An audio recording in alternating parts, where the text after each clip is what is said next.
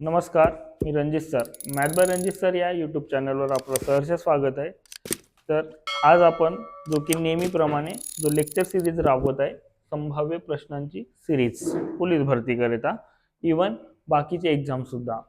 Just तुमचं combine बी सुद्धा झालेला, त्यामध्ये सुद्धा आपण ज्या पद्धतीचे क्वेश्चन घेतलेला, तर त्या टाईपचे क्वेश्चन्स तिथे टोटली क्वेश्चन तुम्हाला तिथे पाहायला मिळाले. तर इवन MPSC असो किंवा पोलीस भरती तर अत्यंत महत्त्वपूर्ण तिथे राहीलच. तर हा तुम्हाला येत्या लेखी परीक्षेत तुम्हाला अत्यंत फायदा व्हावा, हा प्रामाणिक उद्देश घेऊन आपण हे लेक्चर सिरीज आपण राबवत आहे. तर हे जे लेक्चर सिरीज आता बघा, हा व्हिडिओ आज तुम्ही शेवटपर्यंत बघा, नक्की इन्फॉर्मेटिव्ह वाटणार. मग तुम्ही जर आपल्या चॅनलला नवीन असणार तर सबस्क्राईब करा आणि इतर विद्यार्थी मित्रांपर्यंत शेअर करा. तर सेशनला आपण आता स्टार्ट करूया, त्याच्या आधी एकदा तुमचा लाईक होऊ द्या, ठीक. आणि देन अजून एक सांगू इच्छितो, आता आपला प्रश्नसंच येत्या 2-4 दिवसात म्हणजेच पुढच्या वीकमध्ये आपल्याला इथे प्रश्नसंच उपलब्ध होणार आहे. प्रश्नसंच तुम्हाला विक्रीसाठी उपलब्ध राहील ऑफलाईन, म्हणजेच गडचिरोली येथे. तर गडचिरोलीतील विद्यार्थ्यांनी अवश्य त्याचा लाभ घ्यावा, कारण तुम्हाला ऑथेंटिक त्या पद्धतीने तो 15 क्वेश्चन पेपरचा संच तो असेल. एकंदरीत 1500 क्वेश्चनचा तिथे आपल्याला पूर्णपणे सराव करता येईल परीक्षेच्या आधी. ओके, देन आपण आपल्या मुद्द्याकडे येऊया. आता पहिलाच क्वेश्चन जर आपण इथं विचार जर केला तर क्वेश्चन नंबर 1 काय, एक पाण्याची टाकी पहिल्या नळाने 60 तासात. पहिला नळ म्हटलं तर ए नळाने 60 तासात आणि बी नळाने किती वेळा, तुमचं 40. यांची दोघांची लसावी जर काढली तर किती होतं, 120 असं होतं. देन मग नंतरचं काय होतं, 120 भागीला 60, कारण यांची लसावी 120 भागीला 60 म्हणजे 2, 120 भागीला 4 म्हणजेच किती होतं, 3. तर दोघे मिळून कॅपॅसिटी. आता मला सांगा, दोन्ही नळ एकाच वेळी सुरू केले असता म्हणतात, दोन्ही नळ सुरू केले म्हटलं तर काय, 2 आणि 3 किती होतं, 5. मग आता दुसरा नळ 20 तासांनी, म्हणजे 20 तासापर्यंत काय असणार त्यांचा सोबत त्यांनी, म्हणजे दोन्ही नळ सुरू होते 20 तासापर्यंत. मग 20 तासापर्यंतची कॅपॅसिटी किती भरली असेल म्हटलं तर एका तासात 5 लिटर, तर 20 तासात किती, 20 पंचे किती होतं, 100 लिटर पाणी भरून झाले. आता बॅलन्स किती, उर्वरित टाकी किती, उर्वरित टाकी एकूण टाकीची क्षमता किती आहे, 120 लिटरची. त्यामधून 120 वजा जर 100 जर केलो आपण तर उत्तर काय येणार, 120. हे 20 लिटर आता कोणाला भरायचं, कारण ते त्यानंतर दुसरा नळ बंद केला, म्हणजे बी नळ बंद केला. तर आता भरणार कोण, ए ते उर्वरित टाकी किती आहे 20 लिटरची, तो कितीच्या कॅपॅसिटीने भरतो, 2च्या. म्हणून इथं तुमचं उत्तर काय येणार मग आता. देन पुढं 10 तास किंवा जे काही आहे तासात म्हटलं तर 10. Option B is a correct answer तिथे राहणार आहे. देन पुढचं जर आपण विचार जर केला नेक्स्ट बघा, हा नैसर्गिक संख्यांच्या वर्गांची बेरीज आहे, क्रमवार नैसर्गिक संख्यांची. मग यांची व्हॅल्यू काय असते याच्यामध्ये, शेवटची संख्या आहे म्हणजे काय, 27. तर तुम्हाला इथे एक फॉर्म्युला आहे, n × n+1 ट्वाइस n+1 भागीला 6, परंतु हे लक्षात ठेवण्याची गरज नाही. तर डायरेक्टली आपण विचार करूया, ही जी संख्या आहे की नाही, ती संख्या लिहून टाकायची जशाच तसं, त्याच्या समोरची संख्या लिहायची काय, 27 नंतरची संख्या कोणती, 28. गुणाकारातच या दोघांची बेरीज करायची, 27 आणि 28 किती होत आहे, 55. मग 55 इथं व्यवस्थित लिहून टाकायचं आणि देन डिवायडेड बाय काय लिहायचं, 6चा 6 इथे मेंटेन. डायरेक्टली येणारा उत्तर तुमचं ते 27 वर्ग, म्हणजे पहिल्या 27 नैसर्गिक संख्यांच्या वर्गांची. पण हा फॉर्म्युला केव्हा लागतो, जेव्हा 1 पासून सुरुवात असेल तरच. तर लक्षात घ्या, इथं बे त्रिक 6 आणि इथं 14 वेळा भाग. आणि देन इथं सांगा, आता इथं 3 1 3, 3 9 27, म्हणजे राहिला काय सांगा परत, 9 गुणिला 14 गुणिला काय राहतंय तुमचा 55. तर आता मित्र मला सांगा यार, इथं गुणाकार जर आपण इथं व्यवस्थित जर विचार जर केला तर डिजिटल सम मेथड, डिजिटल सम किंवा तुमचं अंकांची जोड मेथड, ही जी मेथड आहे, तर गुणाकार करण्याची गरज नाही. तर मला सांगा, इथे 4 पंचे 20 म्हणजे एकक स्थानचा अंक तुमचा 0 यायलाच पाहिजे डेफिनेटली, ठीक आहे. इथे 0 आहे का, इथे 0 आहे का, या 2 मध्ये 0 आहे. क्लिअर, या 2 मध्ये 0 असताना मला सांगा आता ते तुमचं अंकांची जोड मेथड कोणत्याही संख्येला जर 9 ने गुणले असता किती त्यांची अंकांची जोड नेहमी 9च येते. 9 ने गुणाकार केलं कोणत्याही संख्येला तर त्यांची अंकांची जोड नेहमी काय येते डिजिटल सम 9च येते. म्हणजे येणारा ऑप्शनचा डिजिटल सम किती पाहिजे 9 पाहिजे. 9 कुठं आहे इथं बघा 7 आणि 2 9 गेट कॅन्सल आणि 1 अधिक 2 किती होतात 3. याचा डिजिटल सम तुमचा 9 नाही येत आहे ठोकायला डायरेक्टली विषय संपला. समजत आहे का. तुम्ही जरी गुणाकार केले तरी त्याच पद्धतीने येणार म्हणून लक्षात घ्या. तुम्ही असं म्हटले बघा 14 पंचे 70 चे 0 हातचा 7 14 पंचे 70 न 7 किती होत आहे 77 आणि वरचा इकडचा 9 आता देन हा 0चा 0 9 7 63 हातचा 6 दे 9 7 63 न 6 किती होतं तुमचं 69 30 आलं ना. पण एवढा वेळ आपल्याला होता का तिथे डायरेक्ट डिजिटल समनं तिथे गुणाकार आपण किती मोठा गुणाकार लवकरात लवकर आपण करू शकतो. डिजिटल सम मेथड तुम्हाला जर याबद्दलचं हा कन्सेप्ट तुम्हाला माहिती करून घ्यायची असेल तर डेफिनेटली तुम्ही हा व्हिडिओ जास्तीत जास्त विद्यार्थी मित्रांपर्यंत शेअर करा. यामध्ये तुमचे 100 कमेंट्स आणि 1000 जर लाईक जर झाले या व्हिडिओजला तर डेफिनेटली याबद्दलचा मी डिजिटल सम मेथडचा एक तुफान कॅल्क्युलेशनचा जो काही आहे मेथड ते तुमच्यापर्यंत पोहोचवणार विथ यूट्यूबद्वारे. क्लिअर. पण 1000 तुमच्या लाईक्स आणि देन त्याच्यानंतर 100 कमेंटा. Okay done. पुढं नेक्स्ट आता देन त्याच्यानंतरचा बघा 17576 या संख्येचे घनमूळ किती. आता घनमूळ विचारताय मला सांगा यार इथं बघा याचा ऑप्शनचा घन करणे ऑप्शनचा घन क्यूब करणे म्हणजेच घनमूळ येणार की नाही. मग आता मला सांगा 4चा घन जर केलं तर 4चा घन 64 म्हणजे एकक स्थानी किती येते 4 आणि देन त्याच्यानंतर मला सांगा इथं देन त्याच्यानंतरचा इथं जर विचार केला तर 2 7 काय म्हणजे 7चं म्हटलं तर 343 म्हणजे एकक स्थानी 3 येणार. मग 8चं म्हटलं तर 512 म्हणजे एकक स्थानी 2 येणार. मग काही करण्याची गरज आहे का. आता मला सांगा इथे एकक स्थानचा अंक काय पाहिजे 6 येण्यासाठी 4 3 2 नाहीच आहे म्हणून ठोका कोणता आहे तुमचा 26 असं विचार करायचा आहे. म्हणजे तुम्ही 26 गुणिला 26 जर केले तर तुमचं उत्तर आहे कोणता येणार तुमचा 17576 इज करेक्ट आन्सर तिथे राहणार आहे. देन पुढचं त्यानंतरचा बघा आता ए बी सी तिघे अनुक्रमे 13,000 17,000 व 5,000 रुपये गुंतवणूक करता वर्षाखेरीस त्यांना. आता मला सांगा यार देन त्याच्यानंतर त्यांचा रेशो काढून घेऊ आपण.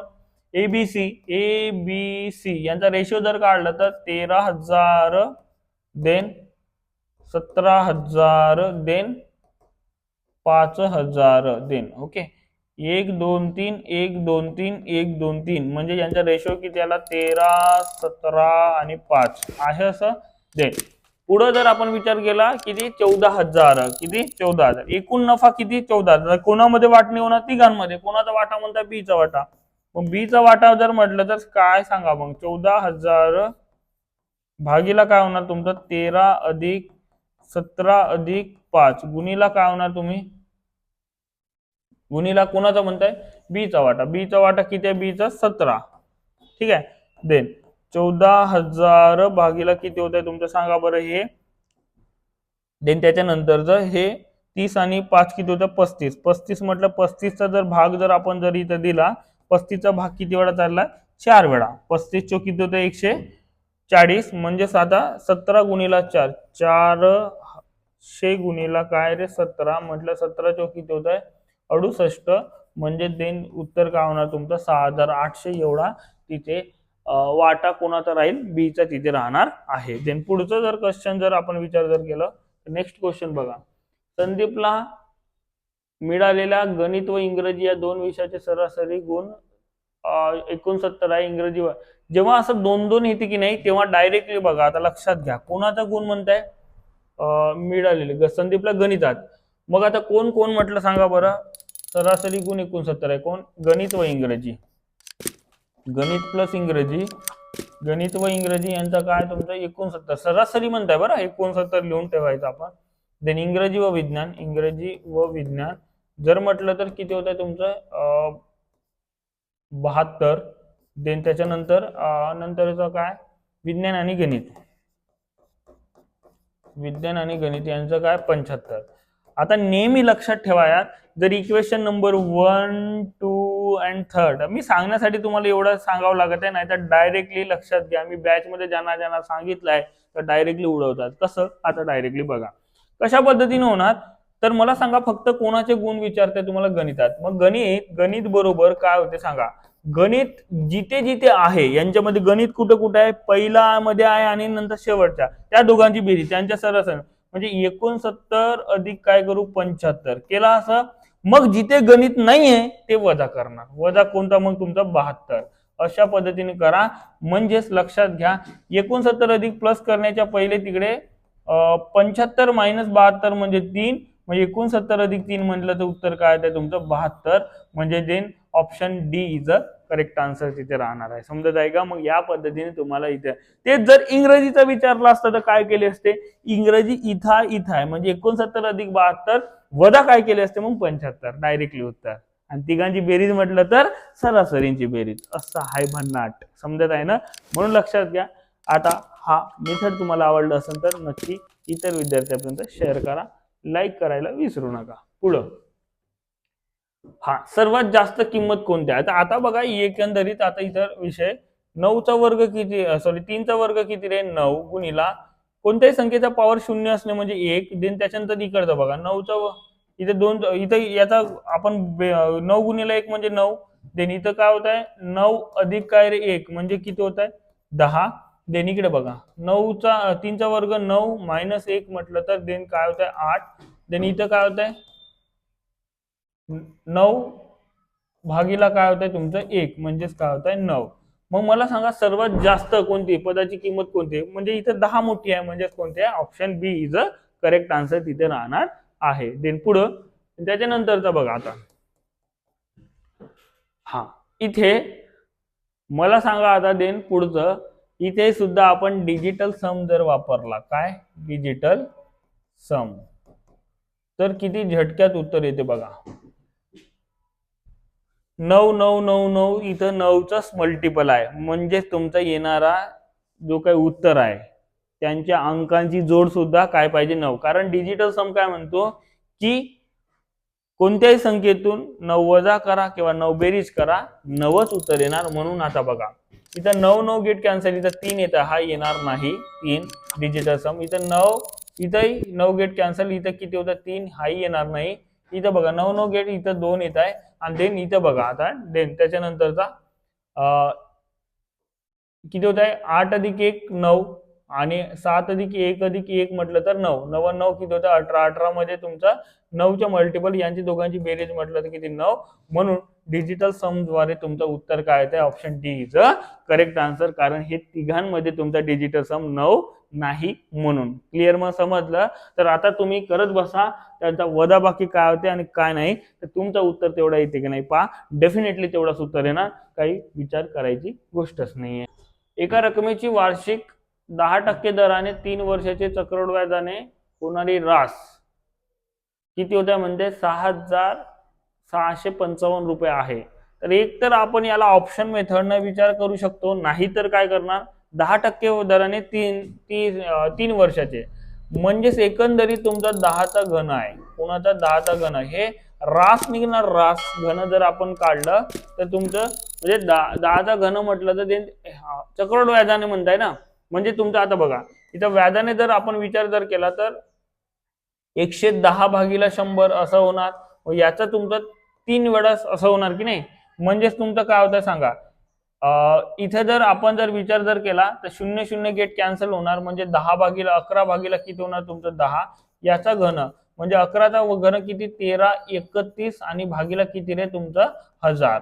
समजत आहे का. आणि ही जी किंमत आहे हे याची किंमत म्हणजे दिलेली किंमत एकूण रास म्हणताय. हे रास आहे की नाही म्हणजे 13 31 म्हणजेच किती होत आहे 66 55 आणि देन त्याच्याने 100% म्हणजे 100 बरोबर किती अशा पण म्हणजे हा 11चा मल्टिपल आहे. किंवा या पद्धतीने आपण इथं विचार करूया x बरोबर किती होत आहे सांगा. मग 66 55 गुणिला 1000 सॉरी हा देन 1000 भागीला किती होत आहे सांगा बरं 13 31. याच्यामध्ये तुमचं 11चा भाग जाणार, 11चा भाग जर गेला तर किती वेळा 11चे म्हणजे वर्ग येणार, वर एक कॅन्सल केल्यानंतर घन कॅन्सल 121 असं येणार. ठीक आहे. देन इथं 11 6 66 आणि देन त्याच्यानंतर मला सांगा आता देन पुढचा जर 11 जर भागलो तर आता तुमचा 0 एक भाग आणि 11 5 55 म्हणजे तुमचा 605 गुणीला किती रे देन. मग आता पुन्हा काय 121 असं होणार. 121 म्हटलं तिथं 11चा भाग जाणार इथे देन. पुढे जर आपण इथं जर म्हटलं तर 11 5 55 आणि देन राहिले 11 5 55 देन. पुढे जर आपण इथं विचार जर केला 55 गुणीला काय रे 1000 भागीला काय रे तुमचं 11 11 11 5 55 म्हटलं तर 5000 असं तिथे मेंटेन येणार उत्तर.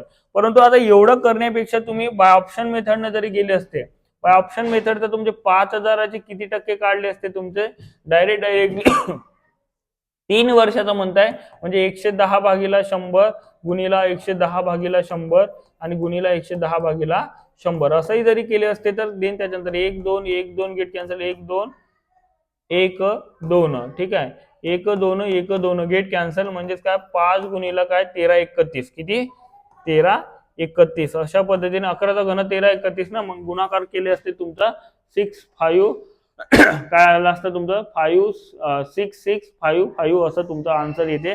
याही पद्धतीने तुम्हाला उत्तर काढता येणार होताच. ठीक आहे. कोणत्याही पद्धतीने करा काही विषय होत नाही. नेक्स्ट आता बघा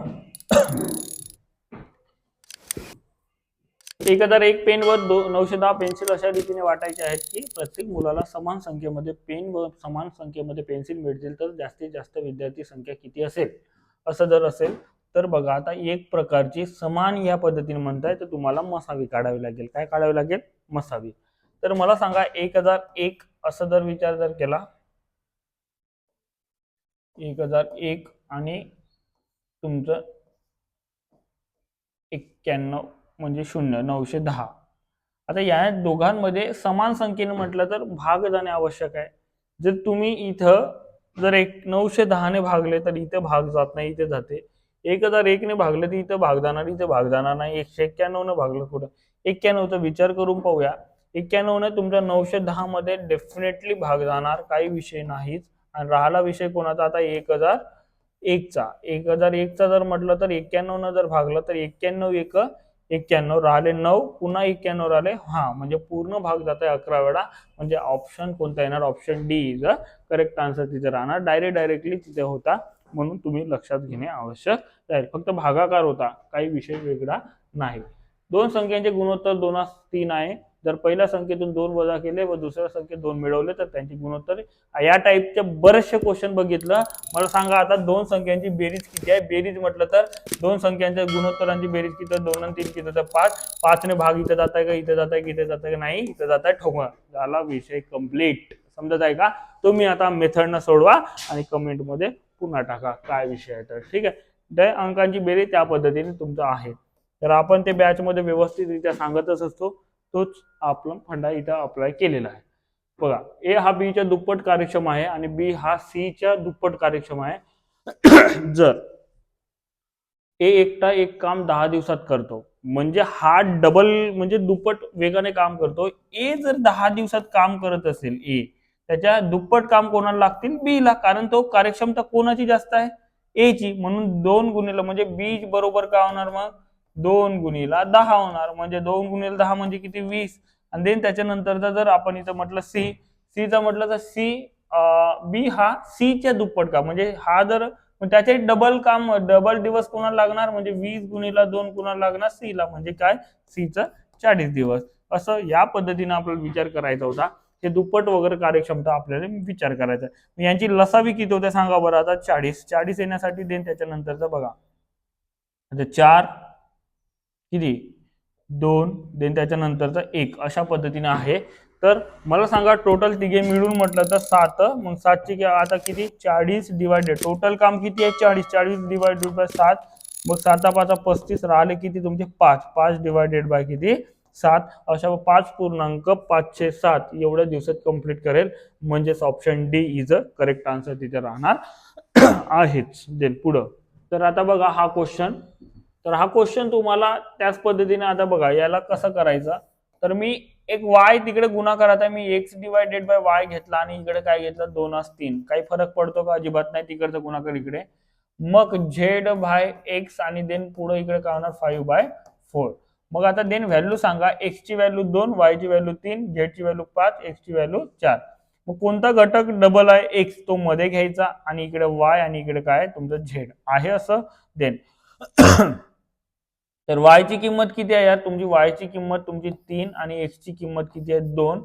आणि देन त्याच्यानंतर इथं एक्स ची किंमत किती 4 आणि देन त्याच्यानंतर झेड ची किंमत 5. मग आता इथं व्यवस्थित इथं काय होणार 4 आणि इथं किती होणार 2, इथं गुणाकार या पद्धतीने राहणार. म्हणून 3 चोक किती होत आहे तुमचं 12, देन त्याच्यानंतर 4 दुने किती होतं 8 आणि देन त्याच्यानंतर 5 दुने किती होतं 10.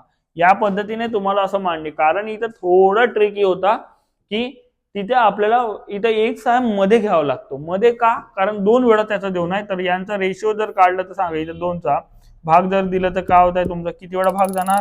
इथं 2चा भाग 6 वेळा आणि इथं किती रे 4 वेळा आणि इथं किती रे 5 वेळा.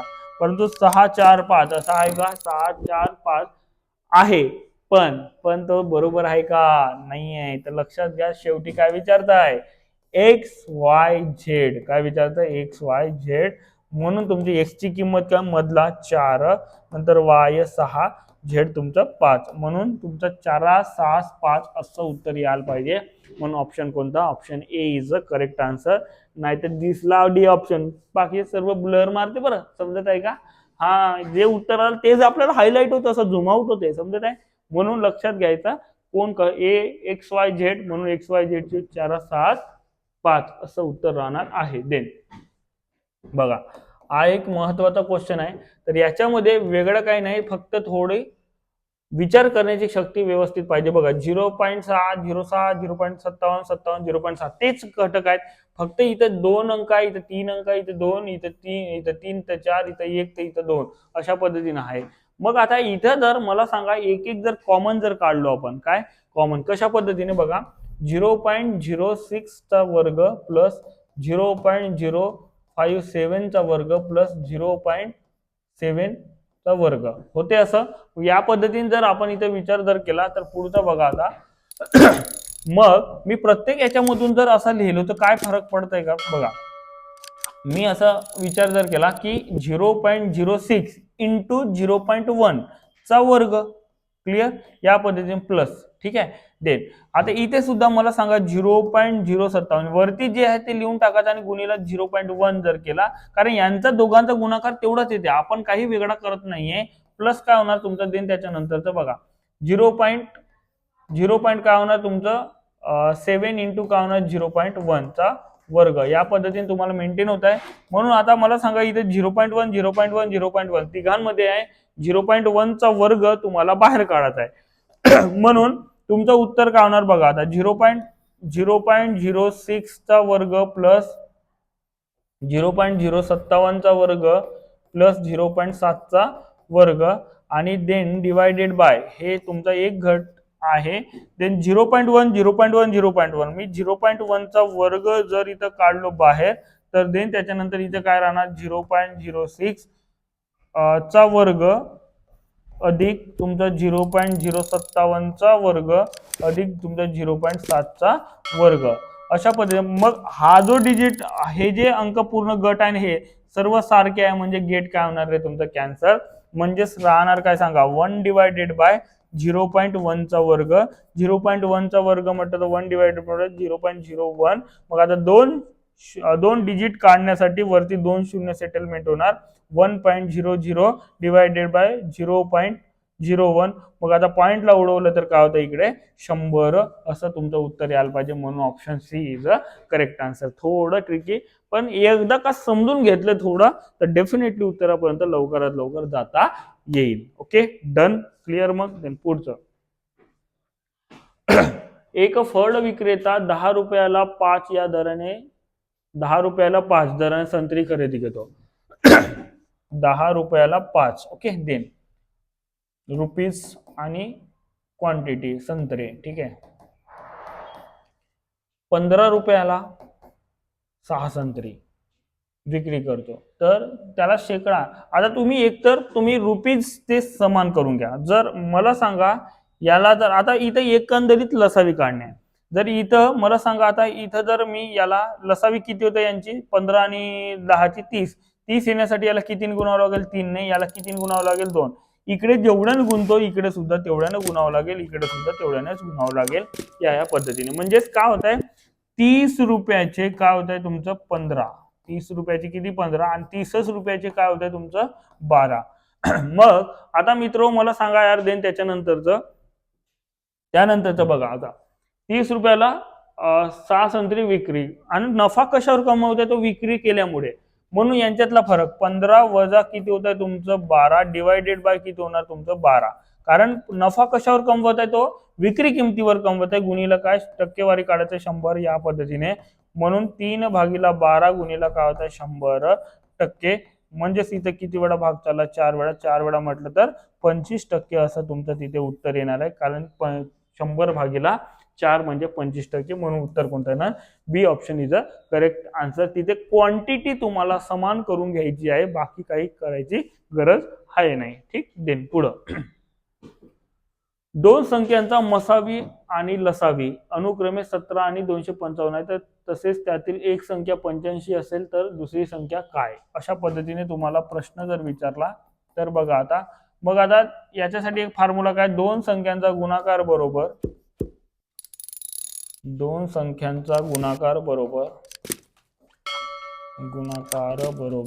काय असतं रे लसावी गुणीला मसावी. ओके, तर देन त्याच्यानंतरचा बघा दोन संख्यांचा गुणाकार म्हटलं तुम्हाला देऊन आहे का, नाही, दोन संख्याच देऊन आहे. दोन संख्या कोणकोणत्या, एकच संख्या देऊन आहे, दुसरी संख्या काढायच्या गुणीला तुमचा एक्स कन्सिडर करू. 17 गुणीला काय रे तुमचं 255. ठीक आहे, देन मग आता एक्स बरोबर काय होतं 17 गुणीला 255 भागीला काय होतं तुमचं देन 85. 85 म्हटलं 17 1 17, 17 5 85, 5 1 5, 5 5 25 आणि इथे 5 1 5 51 असं उत्तर यायला पाहिजे. म्हणून option D is a correct answer तिथे राहणार आहे. देन नेक्स्ट त्याच्यानंतरचा बघा, एक वस्तू 425 रुपयांना विकल्यावर जेवढा नफा होता, जेवढा नफा होतो तेवढाच तोटा. जेवढा नफा आणि तोटा जर सारखा जर असेल, नफा आणि तोटा बरोबर सारखा जर असेल, तर तुम्ही लक्षात घ्यायचं नेहमी विक्री किंमत जी आहे दोन्हीची विक्री किंमत जी आहे तुमच्या त्यांची दोघांची बेरीज करायची आणि भागीला 2 करायचा, तुमचा येणारी खरेदी किंमत भेटून जाते. समजत आहे का, देन खरेदी किंमत म्हणजेच काय होणार सांगा बरं.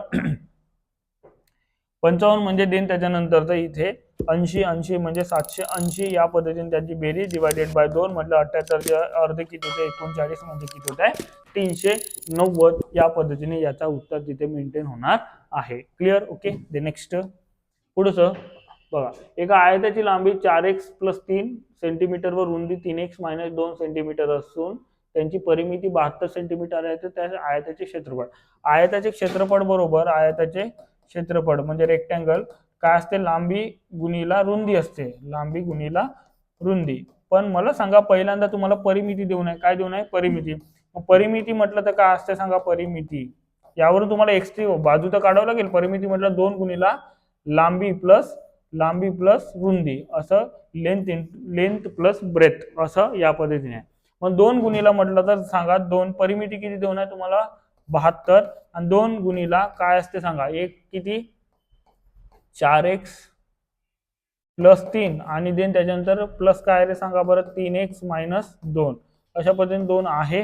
तर 2 गुणीला काय होणार सांगा 4 अधिक 3 किती होता 7x आणि 3 वजा 2 म्हटलं तर +1 अशा पद्धतीने तुमचं तिथे राहणार. ठीक आहे, देन पुढे जर आपण इथं विचार जर केला तर ह्या 2 ला इकडे ट्रान्सफर जर केलं तर किती होतं 72/2 बरोबर 7x अधिक किती होतं रे 1 म्हणजेच काय होणार 36. हा मायनस प्लस इकडे येऊन काय होणार मायनस बरोबर काय 7x म्हणजेच काय होणार x बरोबर किती 35 डिवायडेड बाय किती 7. कारण हा 7 डिवाइड म्हणजे x बरोबर किती होणार मग तुमचं 5. मग x बरोबर 5 आला तर संख्या जर म्हटलं तर लांबी किती होत आहे लांबी l किंवा लांबी किती होत आहे लांबी काय होणार 4x + 3 म्हणजेच काय होत आहे सांगा बरं 4 गुणीला 5 + 3 म्हटलं तर किती 4 पंचे 20 20 गुणीला 20 अधिक 3 म्हटलं तर 23. रुंदी किती होते म्हटलं तर रुंदी म्हणजे ब्रेथ या पद्धतीने रुंदी जर असं विचार जर केला तर काय 3x-2 म्हटलं तर 3 गुणिला किती रे 5-2 15 वजा 2 म्हणजे किती होतं तुमचं 13 अशा पद्धतीने उत्तर आहे. म्हणून लांबी गुणिला रुंदी म्हटलं तर या दोघांचा गुणाकार तिथे तिथं मेंटेन करावं लागते. गुणाकार म्हटलं का 23 गुणिला किती होतं तुमचं 13, 23 गुणिला 13 म्हटलं तर देन त्याच्यानंतर एकक स्थानचा अंक किती यायला पाहिजे 9, 9 येणारा एकच ऑप्शन आहे तुमचा 299 ठोकात आला. म्हणजे उत्तर काय येणार 299 चौरस सेमी असं या पद्धतीने होता. परिमिती देऊन होती, परिमितीवरून त्याचा बाजू काढायची होती, लांबी आणि रुंदी काढायची होती आणि देन त्याच्यानंतर त्याचा गुणाकार करायचा होता. ठीक आहे. देन पुढं नेक्स्ट, ट्रेनमध्ये बसलेला एक माणूस विजेचा खांब मोजत आहे. दोन खांबामधील अंतर 60 मीटर आहे. तर ट्रेनचा वेग 42 किलोमीटर पर तास. हा, एकूण अंतर तर काढून घेऊ आपण. एकूण अंतर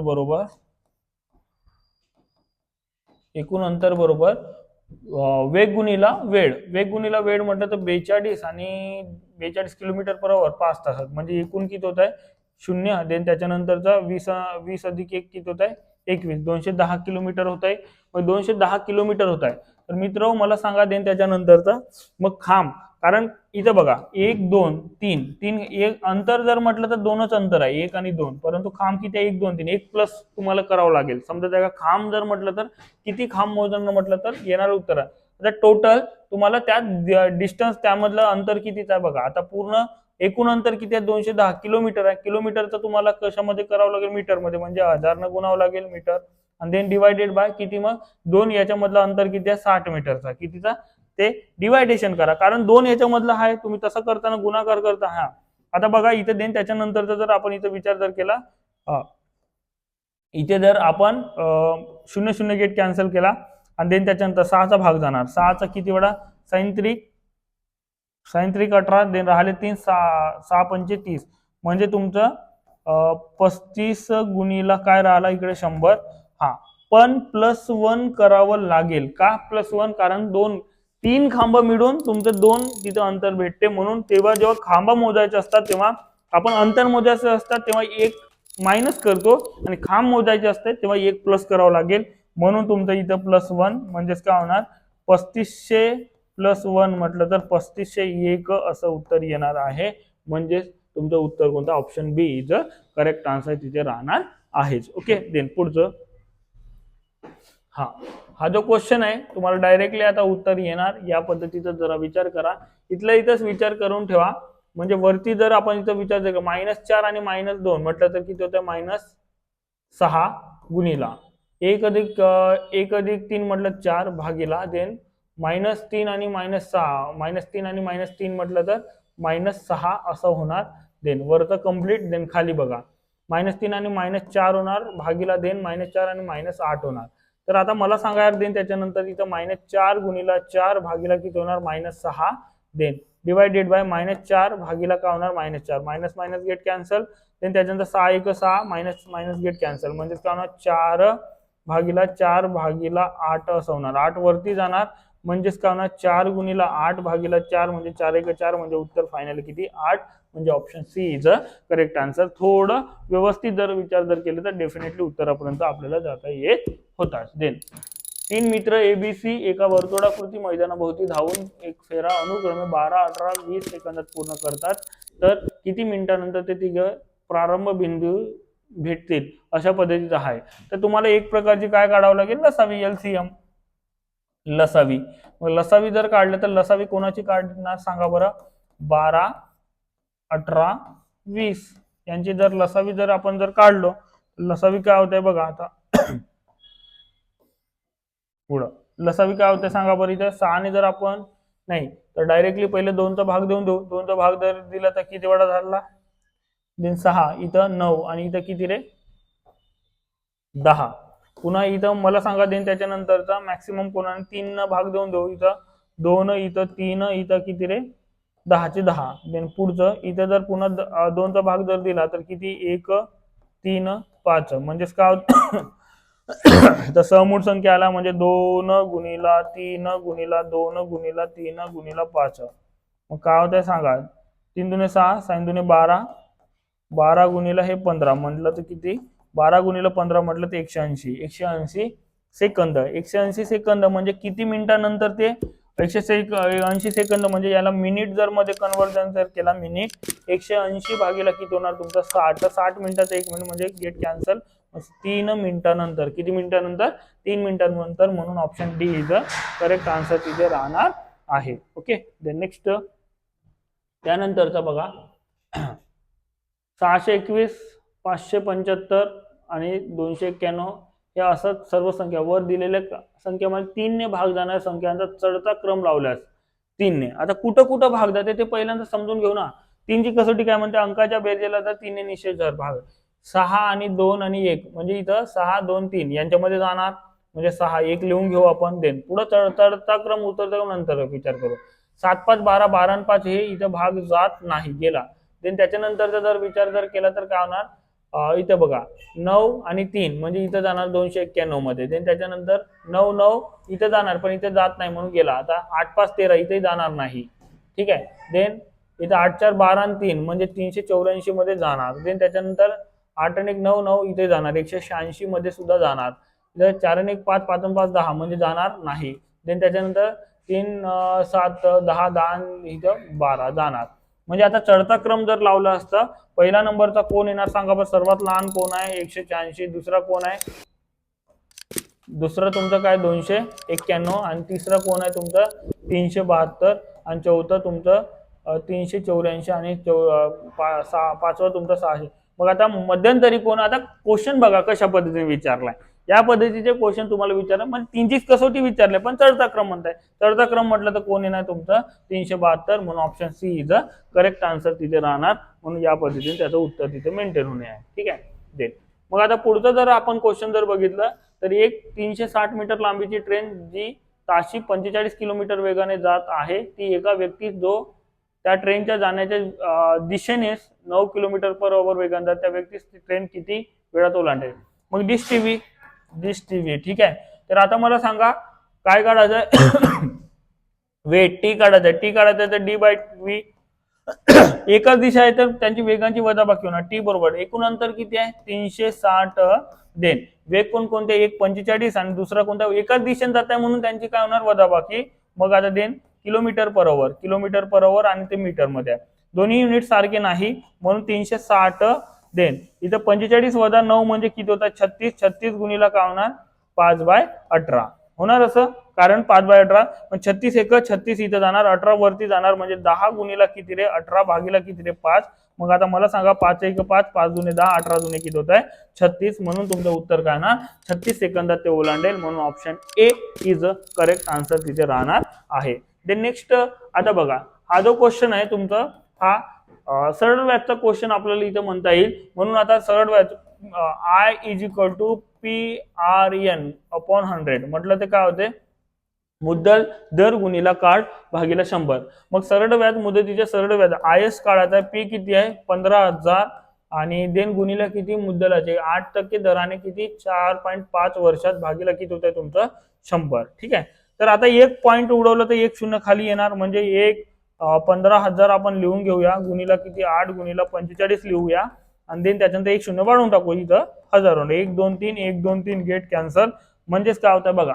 देन पुढं जर इथं विचार जर केला 15 किती होतं 120 गुणीला काय होतं 45 45 गुणीला म्हटलं तर देन त्याच्यानंतर बघा मग 12 पंचे किती होतं 60 आणि आजचं आले 6 1248 ना 6 किती होतं 54 मग वरचा एक शून्य 5400 म्हणजे option C is a correct answer तिथे राहणार आहे. या पद्धतीने तुम्हाला निश्चितपणे आपण टोटली एक क्वालिटी क्वेश्चन्स आपण इथं कव्हर केलेले आहेत जो की पूर्णपणे अंकगणिताचा पार्ट होता. Clear okay. देन यानंतर म्हणजे तुम्हाला हे व्हिडिओ लेक्चर आवडत असतील तर नक्कीच तुम्ही लाईक करा शेअर करा सबस्क्राईब करा. भेटूया नेक्स्ट लेक्चरमध्ये. धन्यवाद.